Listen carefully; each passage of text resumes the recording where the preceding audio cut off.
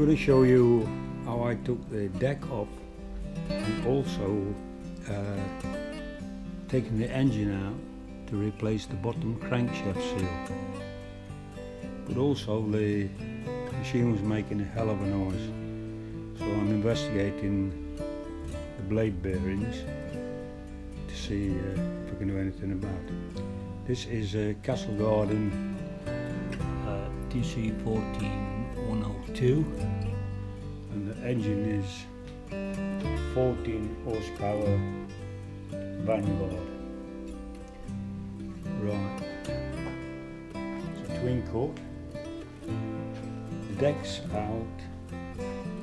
Decided to show it you on the rebuild so you can see where to take it off and where to replace it, rather than have all the grass cuttings around it.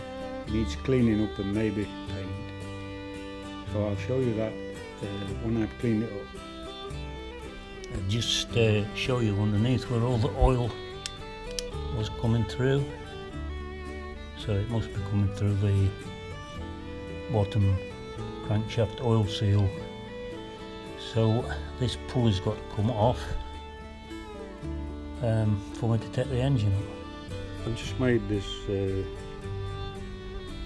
holding tool for the crankshaft pulley from the engine. There is a little hole in the crankshaft but we could put a little round bar in, but I found it wasn't holding. So I've made this little tool here.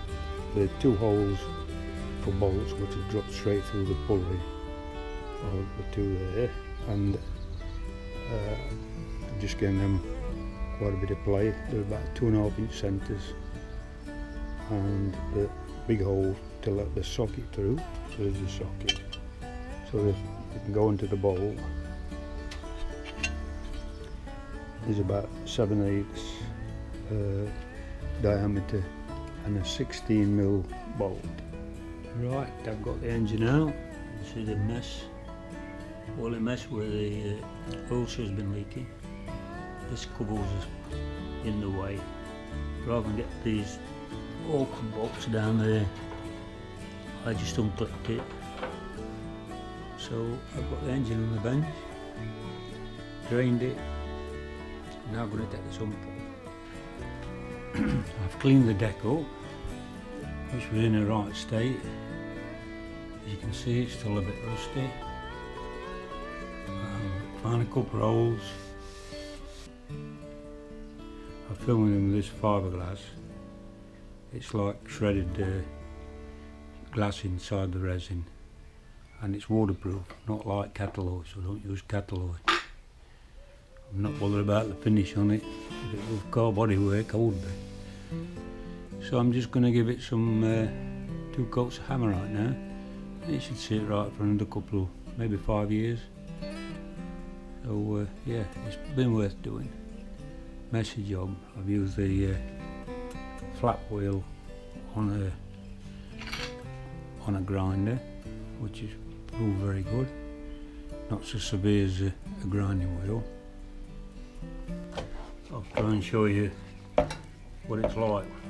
Just holding it with one hand, the camera with the other. There it is, look. Covered in matte. Don't go smooth like Catalloy does. And it's the same mixture of hardener as it is with the roof of the Catalloy. A golf ball of the glass and a pea of hardener. Mix that up, make sure it's thoroughly mixed and stuff it in there. Just fill these holes while I've got some mixed.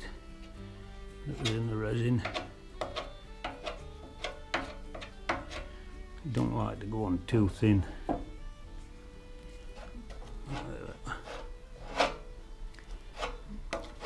Bit more rubbing down. Just found another little crack at the back there. I've decided to fill these little bits in. Cosmetic, that's all. Only the worms are going to see it. But just a tip with this chop matte fiberglass. They use it in the car industry. Now, when you've had rot on a car and you put you put cattle oil on, it rots from the back. Everybody thinks car, okay, a pebble might just chip the paint away. When it's actual rot, it usually comes from the back. Well, this stuff is waterproof. Cattle oil isn't. So they just used to fill it in with cattle oil and it bubbled. I've known it bubble a few weeks after being painted. So it just, it's not waterproof. So the best tip with this is to put this on first, and then because you don't get a perfect finish with it, then leave enough room, put some cattle oil on the top, rub it down and paint it. So the paint will waterproof it from the top, and this will waterproof it from the bottom, from the back rather. So that's just a little tip, nothing to do with what I'm doing now, but I just explained the difference between the chop matte resin and cattle oil. That's amaranted it. I'm going to let it dry until it's tacky, nearly gone off just tacky, and then give it another coat. I found 2 coats of amaranth. It's fantastic. That second coat though really seals everything in. So this should last quite a few years. Colours not to my choice. I'd sooner have black, but I just happen to have some white. So it's only for the worms to look up at. Yeah, I'm just going to show them the blades with this grinder.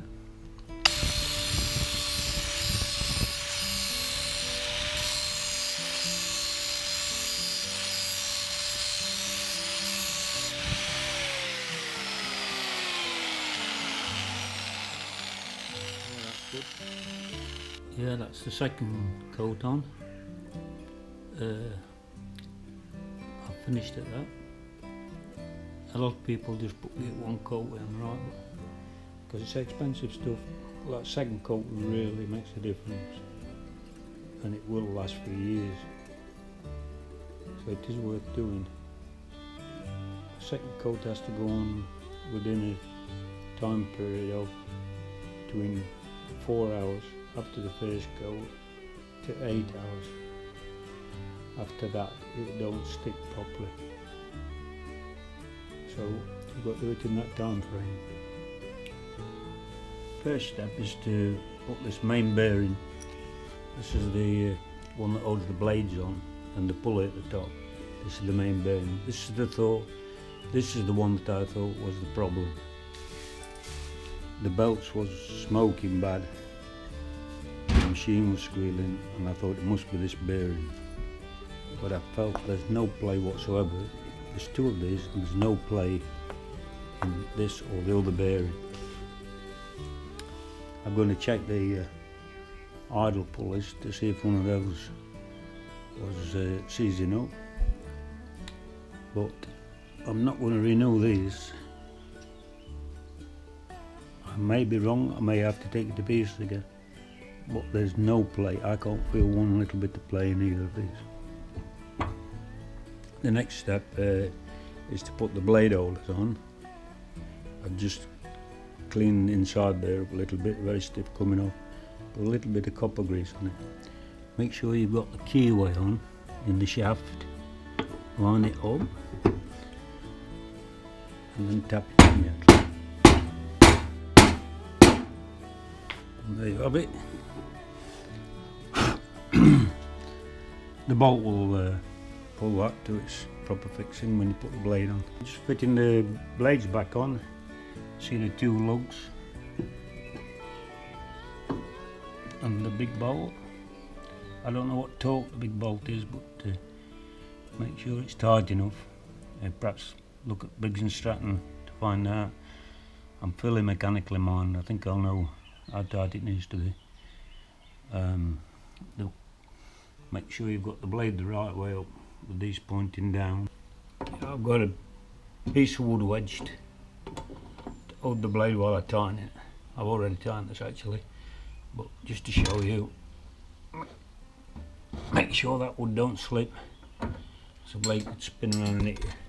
You've got quite a bit of leverage here with the blade to feel the bearings, and there's no play in that whatsoever, so I don't think it was the bearings.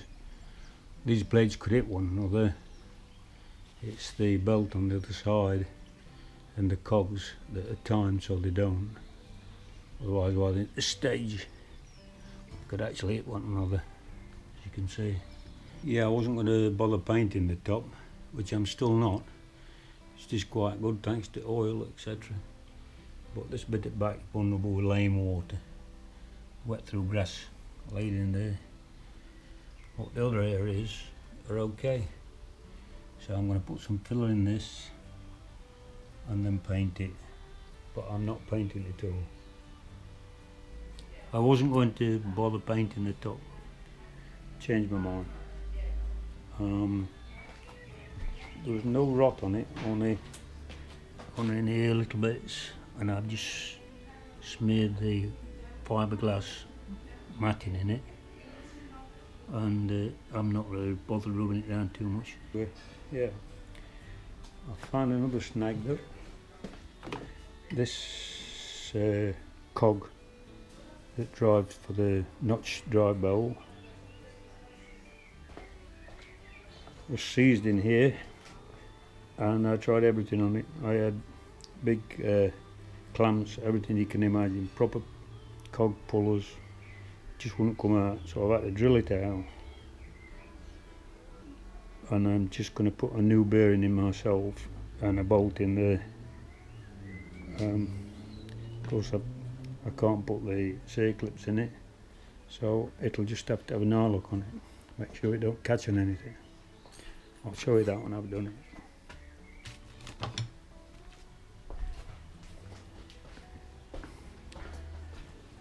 This is the old bearing, really broke up. Really broke. All the balls are burnt out. I've ordered another one on eBay, same size, £3.40 I think it was. This is the box that sends the grass up to the grass collector, the grass box. And when I first had it, this plate was all rotten. Just bent a bit of tin, pop rivet it in, and it's gone for years and it's still okay. But the box itself is really bad. If you can see that, I'm scraping it. The scrape.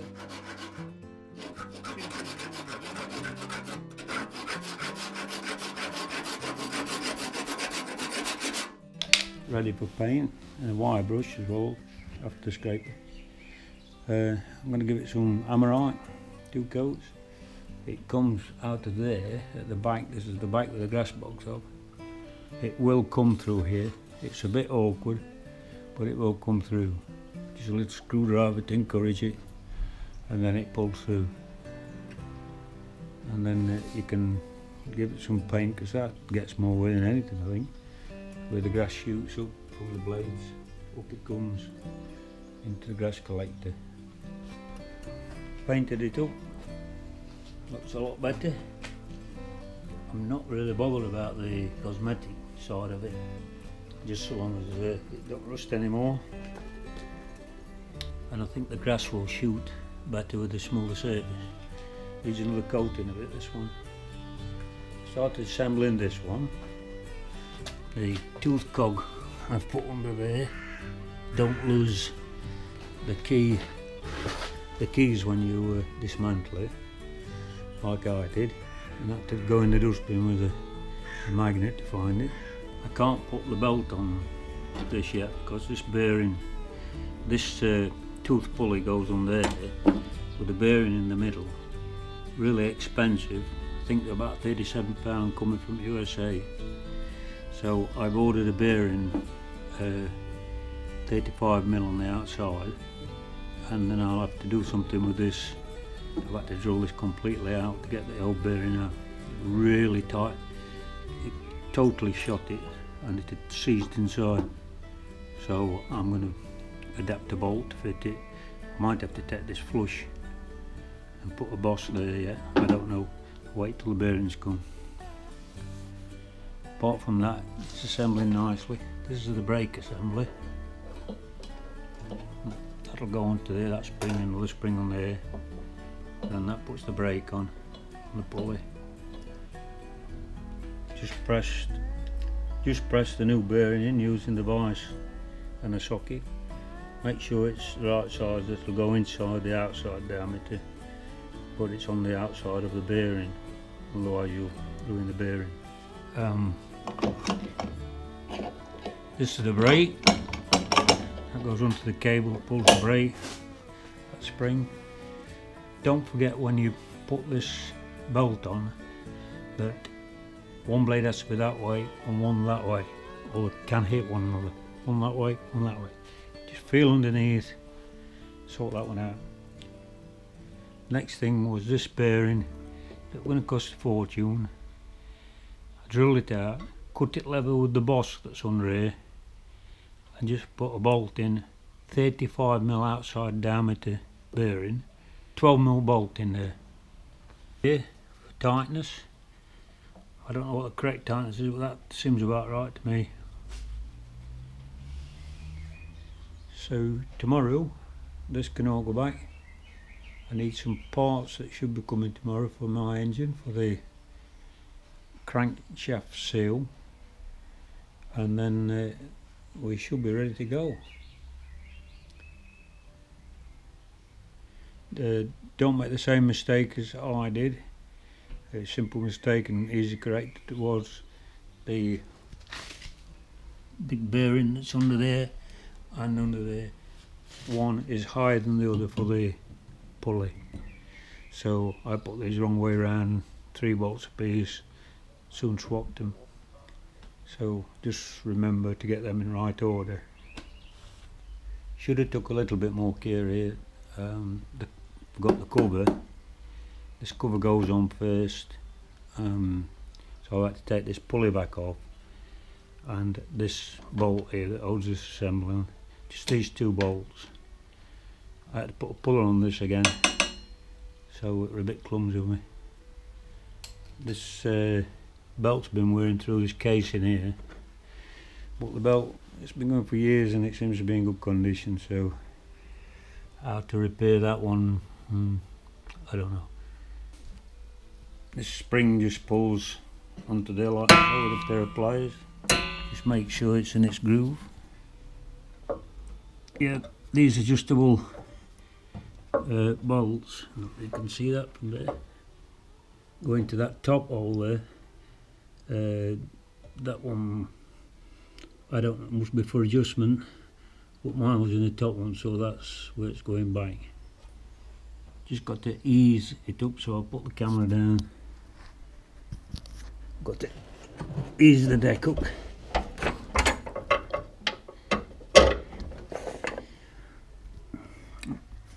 And there it is, just get a nut on there. Just going to put them on loose till I get this on the other side on.